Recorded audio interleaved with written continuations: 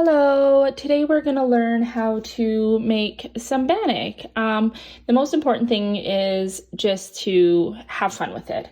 Once you start making bannock, your bannock will always just be the way you make it. You can never make it like someone else's. So just go with the flow, enjoy the process, and I hope that you kind of come up with your own way of doing it. So all we need to get started are some really basic things. We need a frying pan. I use cast iron. You don't have to, you can use anything. The first thing I do when I make bannock is I will turn on the element just to warm it up. You want a good even heat on your bannock. You never want to put bannock into a pan that isn't preheated because it'll just turn out really greasy, and we don't want that. We want crispy, nice bannock. The next thing you'll need is some lard.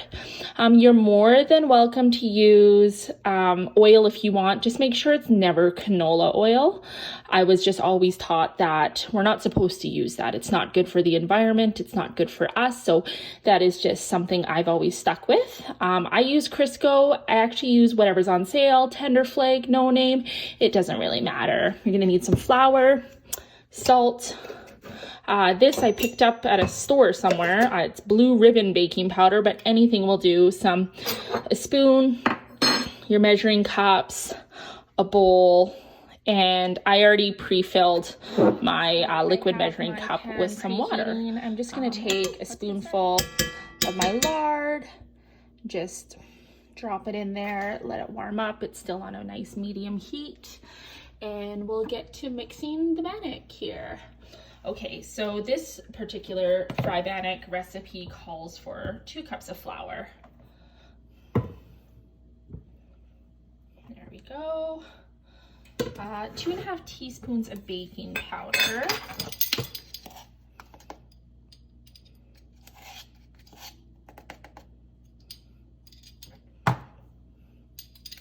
Once you get to make a lot of bannock, you don't really use measuring spoons or anything like that. And I usually just use my hand a lot of the times.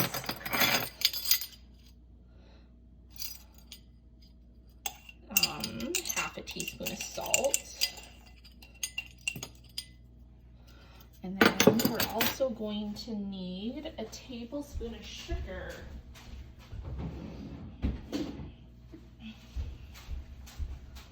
White sugar. You can use up to 2 tablespoons depending on how kind of sweet you want it. It's your choice.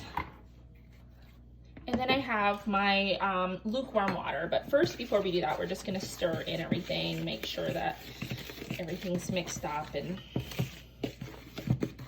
ready to go. Oh, I can smell my Crisco's melted. Perfect. Okay, so you don't ever want to over mix your bannock because it'll make it really tough.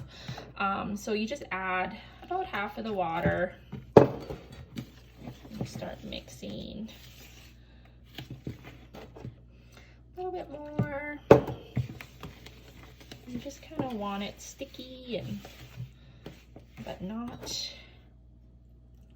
I only put in a cup of warm water. So there's different ways to do it, and I guess I'll maybe get a little bit more warm water here. Like it needs to be a little bit stickier.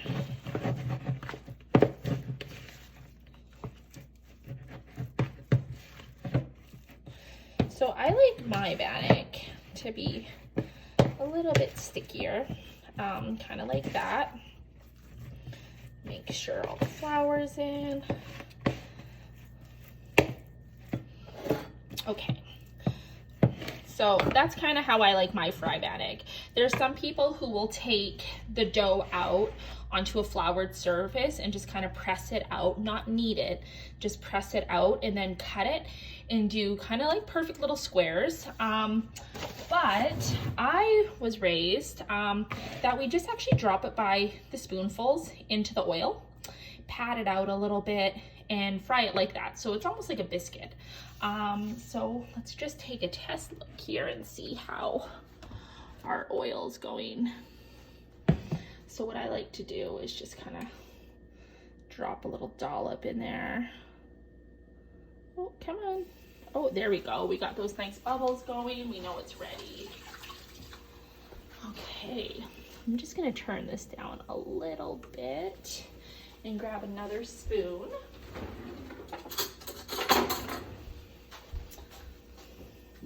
I also like to use tongs for this part. It's just, some people use a fork. My granny used a fork or a spoon or whatever she had, but if I have my tongs handy, that's what I like to use. Oh yeah, that's perfect.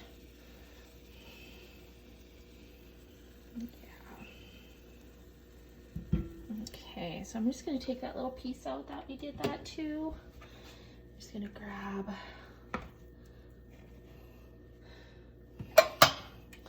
turn down this heat a little bit. It got a little bit hotter than I like. And that'll happen. You just kind of got to play around a bit. You just want to kind of spread it out like this. This pan will probably hold 3 pieces pretty good. It's just a little pan here.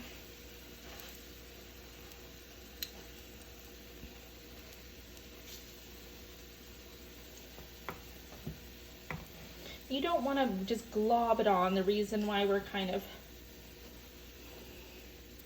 spreading it out here is just so that the center doesn't get uncooked. You know, you want even cook through.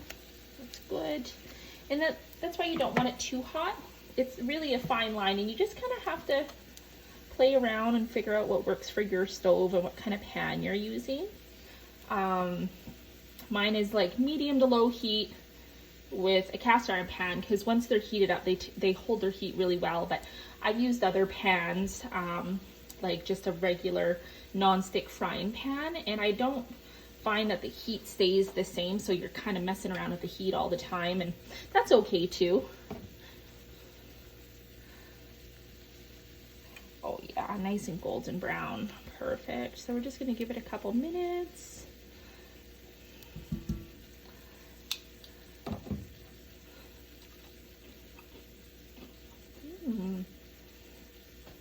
Another thing that you should always have ready. So I always like to get a plate going here.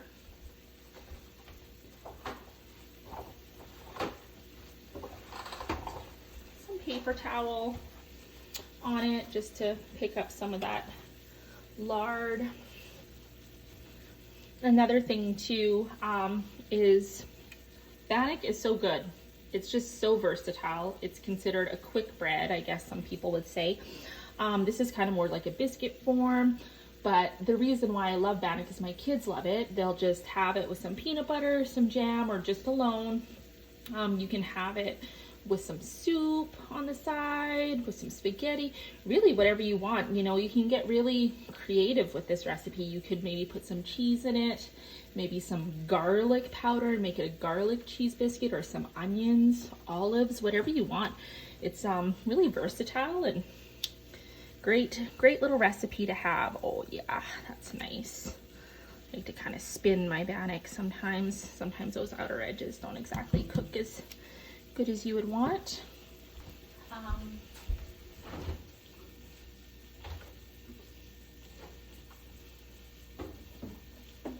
I would have to say though that my favorite to this day is some margarine or butter and some jam. It's my favorite way to eat bannock, unless of course I got a nice bowl of steaming hot soup.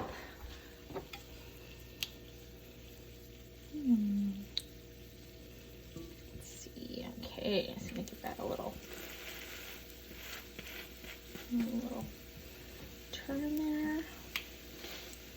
That's what you want. You want that nice golden brown look. I don't know why I give mine a squeeze. I guess it's just habit. You don't have to.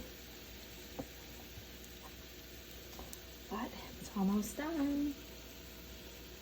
Every time my kids smell this, they come running and they like it.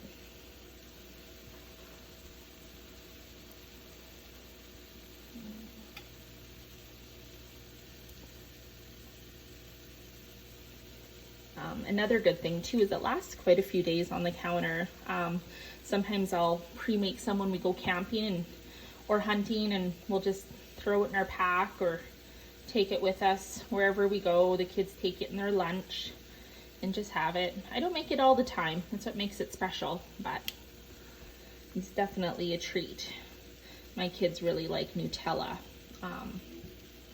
on there. Sometimes I'll sprinkle cinnamon sugar on it, or even just put cinnamon right in with it. It just depends.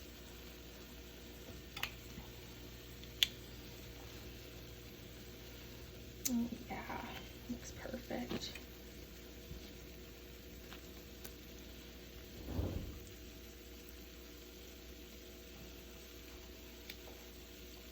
Awesome.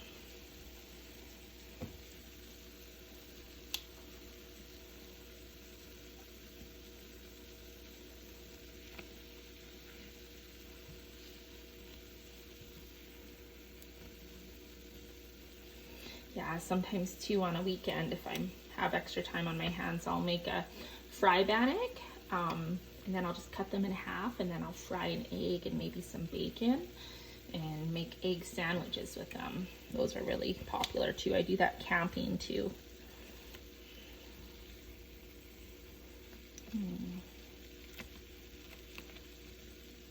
Oh yeah, we're getting there. And sometimes you'll be running a little low on oil. This is okay, but you can always just add a little bit. You don't want so much that it's deep frying it. You just want enough so that your bannock's getting evenly greased, I guess you could say. Oh yeah, that looks really good. I think we're just about ready here. Nice golden brown on either side.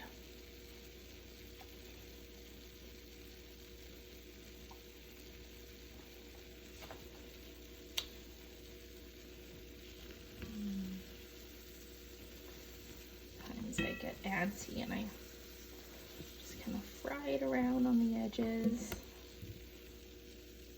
Okay,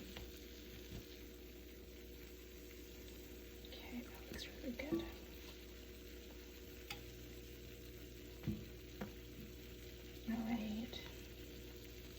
So I'm going to put this on, the paper towel, and that just kind of helps absorb some of the grease that we might have had. And then actually just gonna throw a little bit more Crisco in there, and then add some more. Sorry about that, it's probably a little loud.